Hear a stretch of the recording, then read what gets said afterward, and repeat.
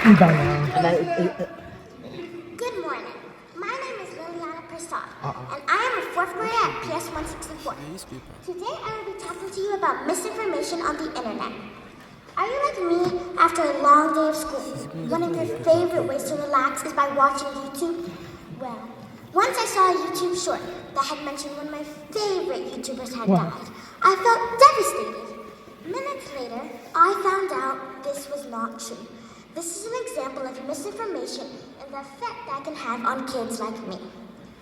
We might think misinformation is not an important thing, but it is, and can affect us in many ways. It can affect our health, because during the COVID pandemic, the Department of Health and Human Services led to people to decline vaccines, reject public health measures, and use unproven treatments.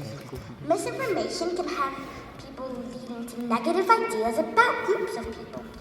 PBS News explains that during the 2024 presidential election, misinformation about Haitian immigrants led to multiple bomb threats, school closures, and growing fear within this city.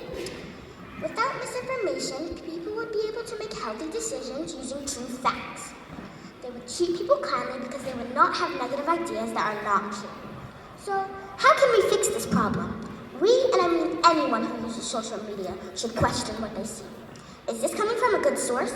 Can I find this information in other places? We can also talk to our teachers and trusted adults.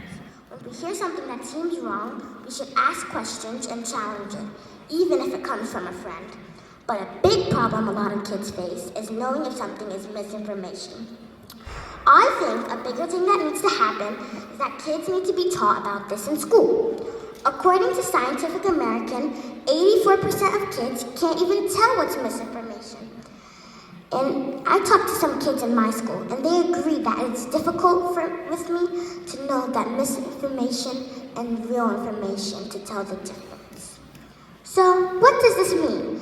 It means we need to be shown how to think about what we see on the internet and how to recognize false information. This needs to be taught in schools because even adults can accidentally believe misinformation and pass it on to kids. That's why we need schools to help. All NYC schools have to teach digital citizenship, but from my research on the NYCPS website, this is only one lesson once a year, and I do not think that is enough to help kids deal with issues. So we should write to the NYCPS and explain why we need more lessons to help kids deal with issues.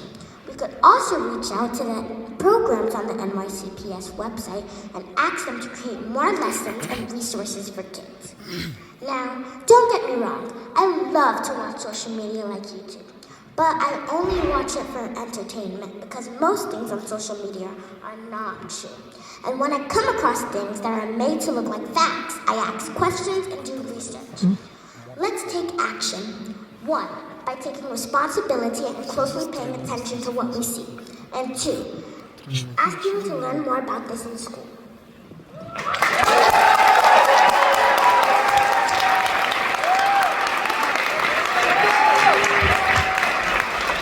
Thank you so much for that excellent speech. And I think as much as we know all of our young people's perspectives are important and who they're delivering it to,